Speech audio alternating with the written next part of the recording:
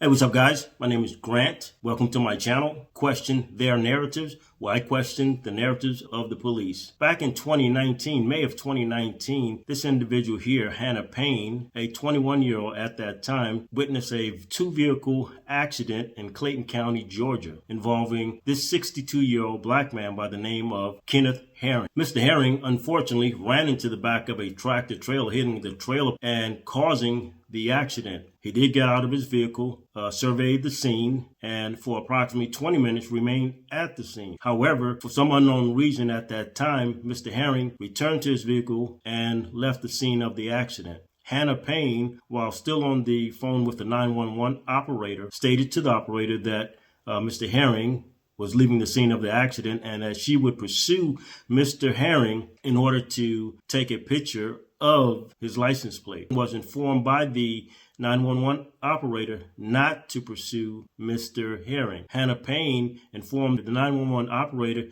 that she could not follow Mr. Herring. While pursuing Mr. Herring's truck, Hannah Payne was driving aggressively and speeding. Once she was able to catch up with the truck, Hannah Payne cut the vehicle off, causing it to stop. Hey, just a quick side note. Hannah Payne disclosed that at one point in time or another, she wanted to be a police officer. And that, in my opinion, will play a role in the way that she conducted herself once she cut Mr. Payne off and got out of her vehicle. Once Hannah Payne cut Mr. Herring off, she got out of her vehicle and she was carrying a sidearm. She actually pulled the sidearm and she was telling Mr. Herring to get the F out the vehicle, get the F out the vehicle, get the F out of the vehicle. She approached his driver's side and there was an argument on her part and it became physical at some point in time. She stated that her shirt was torn and she was in fear of what he was going to do to that she injected herself into. Mr. Herring, his vehicle actually hit Hannah Payne's vehicle. She became irate even more. Her vehicle would have never, ever gotten struck by Mr. Herring's vehicle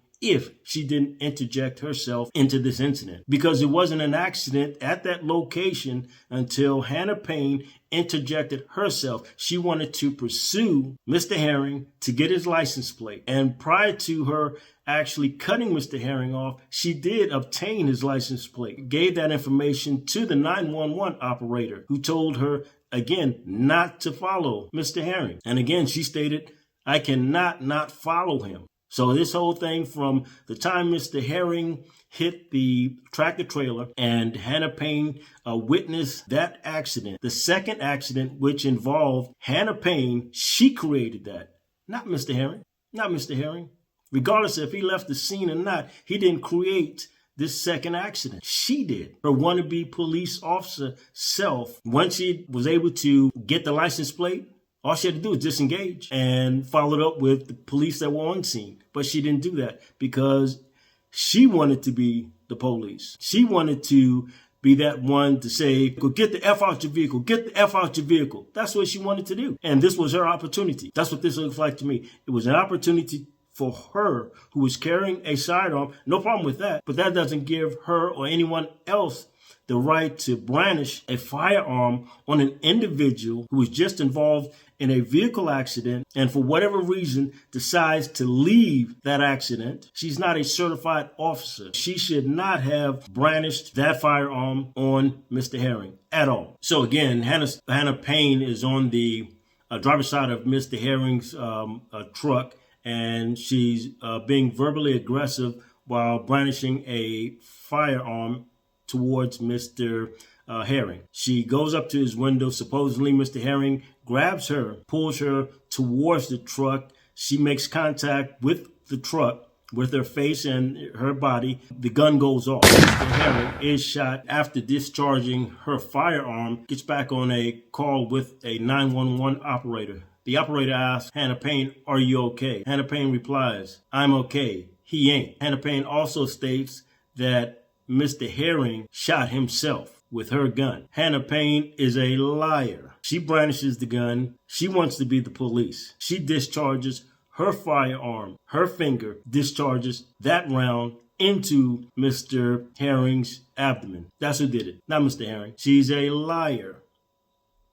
And here comes the cover-up. 99% of the police officers who are willing to lie. She created this. She interjected herself, her busy self, into this man's life, causing his life to end. Now, Mr. Herring, Hannah Payne did that. They say that race didn't play an issue. I beg to differ, because if that was a white guy that looked like her father, if that was a white guy that looked like her father, I'm sure that incident wouldn't have happened like that. She wouldn't have interjected like that. She would not have drew down on a white guy that looked like her father, a white-skinned individual. It wouldn't have happened. They said she had, black boyfriends that's fine. That doesn't make a difference, though. People like to say, I don't see color. I don't see color. Okay. I see color. I see color. I don't care if an individual is blue, orange. No, those aren't the colors of people's skin. Who started that? So Hannah Payne, she goes back to her vehicle and she actually changes her shirt because her shirt is ripped. She states that Mr. Herring ripped her shirt. She stands by. She waits for police to arrive on scene. The ambulance arrives on scene. Paramedics do what they do. The police start their investigation at that scene. Because of Hannah Payne, this is a second accident scene that turned into a homicide scene. Hannah Payne just left the scene of an accident with no injuries. Mr. Herring was murdered by Hannah Payne because she wanted to be the police. Eventually, she was arrested for murder, and she was given a $100,000 bond. She was able to bond out. This was in 2019, May of 2019. She was 21 years old. The trial is taking place. Hannah Payne is found guilty of murder. She's 20, she has to do 43 years before she even can go up for parole. So that puts her at about 68 years old. So that makes her 25. She has to do 43 years before up for parole. Mr. Herring, on the 9th of May 2019, will never wake up again. Hannah Payne has 43 years to think about what she did, what she created, how she interjected herself into Mr. Herring's life and destroyed his life. Because that's what she did. She gets to live for another 43 years. She can live for another 43 years if they don't get to her in prison, because she wanted to be the police. That's what she wanted to be. She wanted to carry a firearm. There's nothing wrong with it. And I encourage all black people who can qualify for a firearm to be a registered firearm carrier. If Hannah Payne never interjected herself into this, we would have never heard about Hannah Payne. Not this way anyway. Would have been given a ticket, a couple of tickets, or taken to jail, whatever. But he still would have been alive. His family wouldn't have to have gone through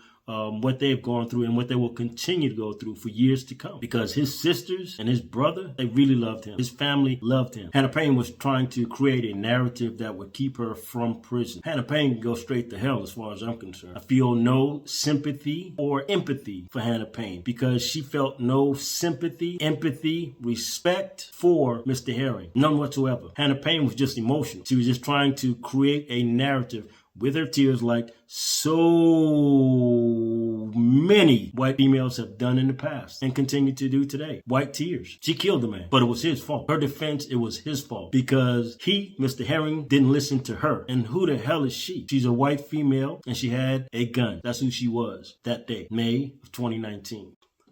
So yeah, guys, I'm gonna go ahead and bring this one to a close. Again, I've seen throughout my adulthood, I've seen so much abuse that Black people have had to suffer because of racism, because of different biases that white people have against Black people. And when I say white people, I'm not talking about all white people, because that would be stupid of me to say something like that. But those individuals, they know who they are. I know who they are. The ones that I've come in contact with personally, the ones that I've seen in the streets, the ones that I've had to deal with at work. Those individuals, those are the individuals that I'm talking about. These videos that we constantly see of the abuse, whether it's the verbal abuse or the physical abuse that Black people have to go through. It's not about understanding anymore, because to me that's a waste of time.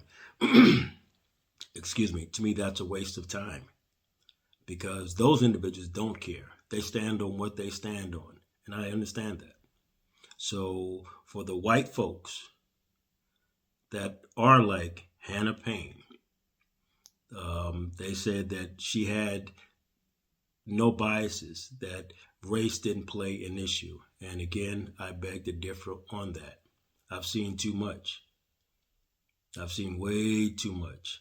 You think that you're laughing with an individual, a white person, and I'm talking about a white person, and that person is cool, supposedly, until that person, the next thing you know, they got so much filth coming out of their mouth. So, no, I don't buy it. Whatever Hannah Payne gets is what she gets. And, I'm not wishing anything bad on her. However, I could care less what bad happens to her. And that's keeping it 100. So, again, this is it for this one. If you enjoyed the video, go ahead and hit the like button. If you didn't enjoy this video, hit the down button. Go ahead and subscribe. Comment. Please leave a comment. Do you think Hannah Payne should have gotten life without parole? Leave a comment. Let me know what's up. All right, guys. Hey, we holla. Peace.